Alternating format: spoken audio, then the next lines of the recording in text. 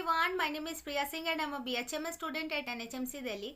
आज इस वीडियो में हम इंडिस्पोजिशन को समझेंगे, जो कि अफॉरिज्म नंबर 7 के फर्स्ट फुटनोट में गिवन है। इससे पहले बता दूं कि अफॉरिज्म नंबर 7 और उसके पहले के सारे अफॉरिज्म मैं कंप्लीट करा चुकी हूँ। आप चैनल में जो प्लेलिस्ट है उसमें भी जाके सारी वीडियोस देख सकते हो, या फिर डिस्क्रिप्शन बॉक्स में लिंक है, वहाँ से देख सकते हो। तो अब इंडिस्पोजिशन को समझते हैं। और तो इंडिस्पोजिशन क्या है? ये कोई ट्रू डिजीज नहीं है, सिर्फ सुपरफिशियल लेयर पे कुछ ऐसे डेविएशंस आ गए हमारी हेल्थ में, जिसको हम ठीक कर दें तो वो प्रॉब्लम अपने आप ठीक हो जाएगी। और इसमें किसी रेमेडी या मेडिसिन की ज़रूरत नहीं पड़ती है, ये सिर्फ एक माइल्ड इलनेस है। और लास्ट पॉइंट कि जब एक पेशेंट जो है ऐसे इंडिस्पोजिशन की कंडीशन को लेकर आ रहा है, तो उसे लग सकता है कि उसे बहुत बड़ी बीमारी हो गई, उसे दवाई की ज़रूरत है, पर फिजिशियन जानता है कि इसमें कोई मेडिसिन की रिक्वायरमेंट नहीं है, फिर भी उसकी साइकोलॉजिकल सेटिस्फेक्शन के लिए वो उसको प्लेसिबो प्रिस्क्राइब कर सकता है। अब इस फुटनोट को समझते हैं बुक से रीड करके, और इंडिस्पोजिशन के सारे एग्जाम्पल देखेंगे। तो जो रिमूव वर्ड था उस अफॉरिज्म में, वहीं से इसका कंटिन्यूएशन है। हैंडमैन से बोलते हैं, it is not necessary to say that every intelligent physician would first remove this where it exist. कह रहे थे कि उसी का लाइन कंटिन्यूएशन है कि अगर एक फिजिशियन को मेंटेनिंग या एक्साइटिंग कॉज पता चल गया तो उसको बताना नहीं पड़ेगा कि उसको कहाँ से हटाना है, कैसे हटाना है। The indisposition thereupon generally ceases spontaneously. यहाँ पर हैंडमैन सर यही कह रहे हैं कि अगर एक फिजिशियन उस मेंटेनिंग कॉज को और जिस वजह से इन डिस्पोजिशन हुई है वो कारण ढूंढ लें, तो उसको वहीं पे स्पॉन्टेनियसली सीज कर सकते हैं, रोक सकते हैं, और वो प्रॉब्लम ठीक हो जाएगी। आगे अब सारे इंडिस्पोजिशन के एग्जाम्पल दिए उसको समझते हैं।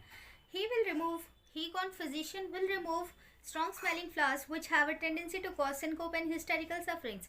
कि फिजिशियन अगर से इसी पेशेंट को स्ट्रॉन्ग स्मेलिंग फ्लावर्स से प्रॉब्लम हो रही है, उसको सिनकोप यानी कि अनकॉन्शियस हो रहा है, फेंटनेस हो रही है, हिस्टेरिकल सफरिंग मतलब एंजाइटी हो रही है, तो अगर वो उस फ्लावर्स को हटा देगा तो वो सारी प्रॉब्लम्स अपने आप ऑटोमेटिक ठीक हो जाएगी। दूसरा एग्जाम्पल है, extract from the cornea the foreign body that excites inflammation of the eye. कोई आंख में ऐसी चीज़ चली गई है जो इरिटेशन कर रही है, रेडनेस कर रही है, तो उस चीज़ को अगर वो हटा देगा, फिजिशियन निकाल देगा, तो वो प्रॉब्लम ठीक हो जाएगी। Loosen the over tight bandage on a wounded limb that threatens to cause mortification. कोई ऐसी चोट लग गई थी और उस पर उसने बहुत टाइट बैंडेज बांध दिया है, तो उससे उसकी मतलब क्या हो रही है, सारी ब्लड फ्लो रुक गया है, वो जो कि उसकी मॉर्टिफिकेशन डेथ का कारण भी बन सकती है। तो फिजिशियन अगर उसको क्या लूजन अप कर दे, खोल दे और सही तरीके से उस बैंडेज को अप्लाई कर दे, तो प्रॉब्लम ठीक हो जाएगी। नेक्स्ट है, lay bare and put a ligature on the wounded artery that produces fainting. कि कोई ऐसी आर्टरी रप्चर होगी जहाँ से ब्लड फ्लो हो रहा है, तो वहाँ पे मेडिसिन की नहीं, सूचर की ज़रूरत है, उसको लाइगेट करने की ज़रूरत है, कर दे तो वो चीज़ ठीक हो जाएगी। Next, endeavour to promote the expulsion by vomiting of belladonna berries that may have been स्वॉल्ड।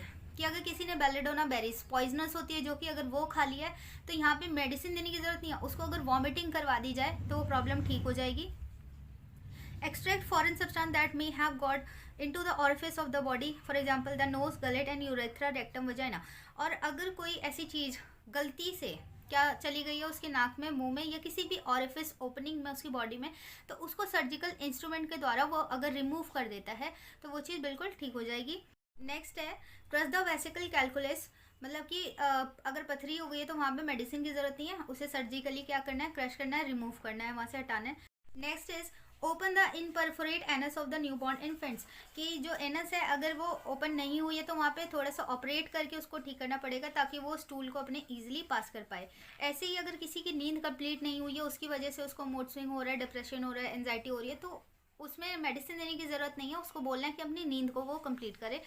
Over eating से कोई प्रॉब्लम हो रही है तो उसको फास्टिंग पे रहने के लिए बोलना है। ये थे सारे इंडिस्पोजिशन के एग्जांपल्स, जिसमें कि सच मेडिसिन की रिक्वायरमेंट नहीं है, सर्जिकल इंस्ट्रूमेंट्स के द्वारा या फिर थोड़ा एनवायरनमेंट में चेंज करके हम उस प्रॉब्लम को ठीक कर सकते हैं। आई होप कि इंडिस्पोजिशन का मतलब आपको अच्छे से समझ आ गया होगा।